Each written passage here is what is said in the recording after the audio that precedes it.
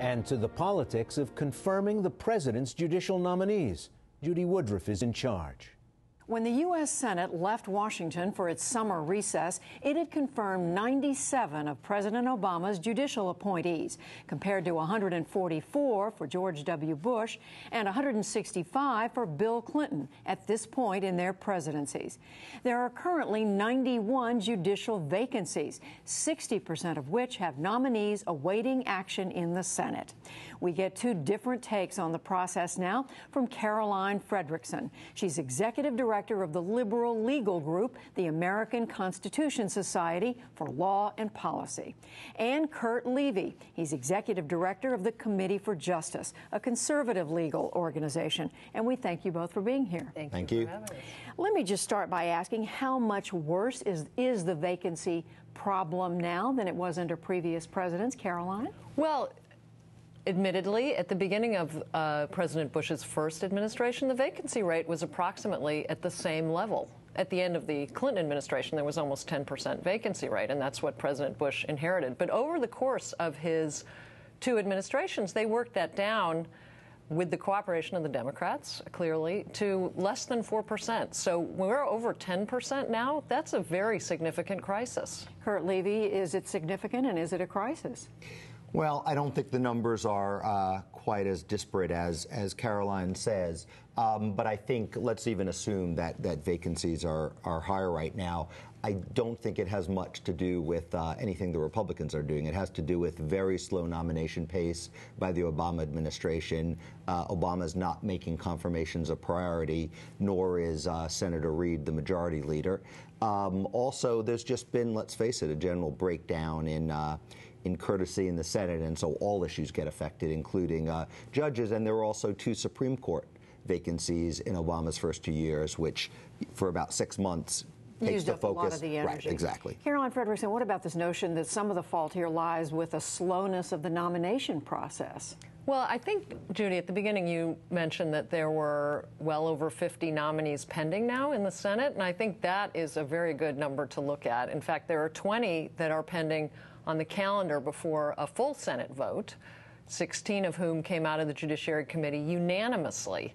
Many of those are holdovers from the last Congress. I think those people should be immediately confirmed. We're talking about many of them, 10 of those who represent, who would be filling judgeships where there are emergencies. And that needs to be addressed right away. So you're saying it's not a slowness in the nominating process? I don't think there's evidence of that now. I would say that at the beginning of President Obama's administration, he did come out of the box fairly slow. And I think part of that is attributable to, as Kurt says, the general obstructionism in the Senate, where you had even the person to head the Office of Legal Policy in the Justice Department, which is the main office responsible for vetting judicial nominees. He was held up for over a year. That really gave them a big hurdle to climb over to get the process started. What about that, Kurt Levy, that there's just been a problem from the beginning here? Well, I think that problem from the beginning is still reflected. For example, Caroline, accurately pointed out that there are 20 pending who have gotten out of committee, but that's only 20 out of 91 vacancies, and all but one of those 20 are just a matter of weeks or at most a couple of months, which is very short time historically. I mean, there are many of Bush's nominees who waited literally years after they got out of committee.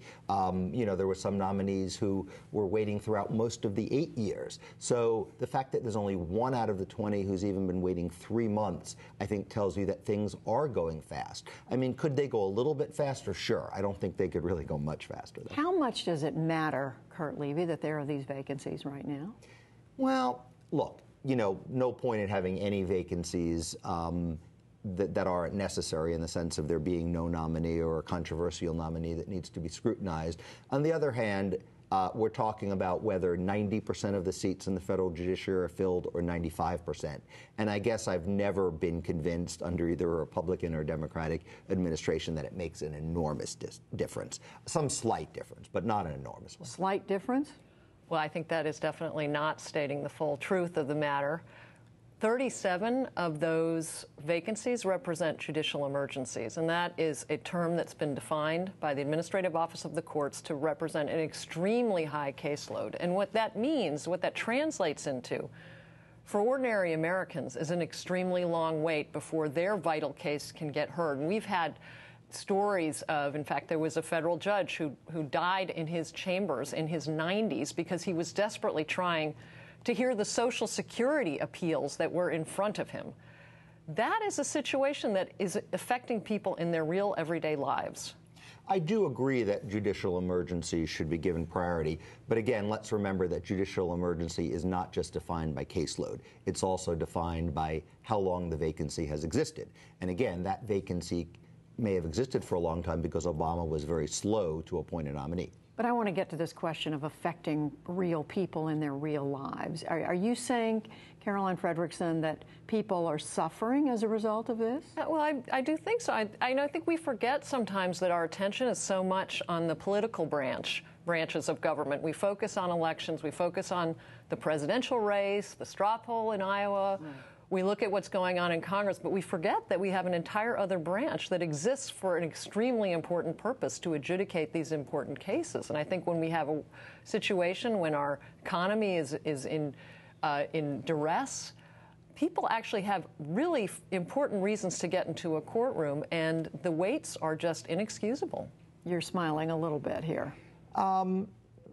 Not particularly. I don't know that, I totally disagree. Again, why have any higher vacancy rate than is necessary? I just think that over the years, even when I've been tempted to use, judicial emergencies as a statistic under Bush, I was never really convinced that, again, whether 90% of the seats are filled or 95%, that it has a huge impact. But I'll agree. Let's fill all the vacancies that we can. What are the prospects going forward, Kurt Levy? I mean, right now, Washington seems to be locked in this partisan warfare we've all been hearing, and we've been watching it before our very eyes.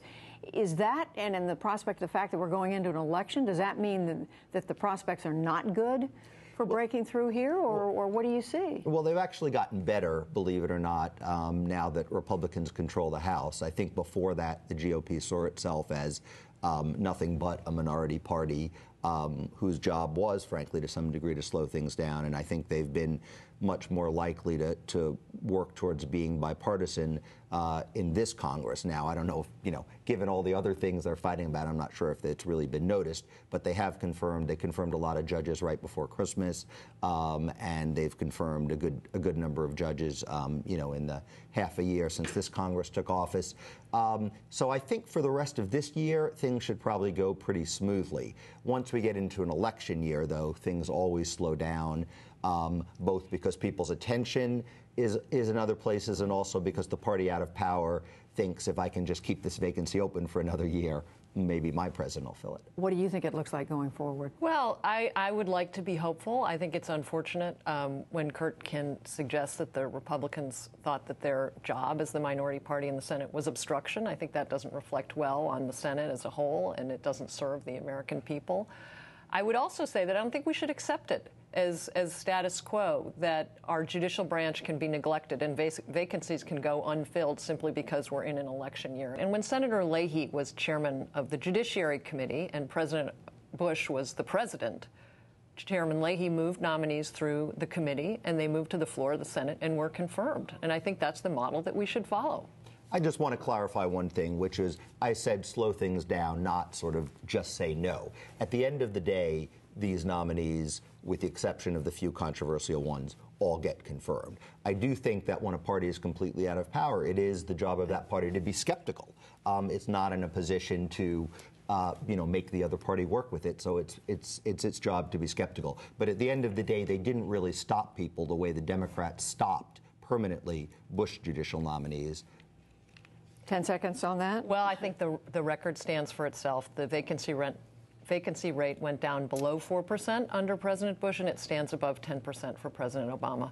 All right, we're going to have to leave it there, but we thank you both for being with us. Thank you very much. Kurt Levy, Caroline Frederickson. Appreciate it. Thank you very much. Thank you.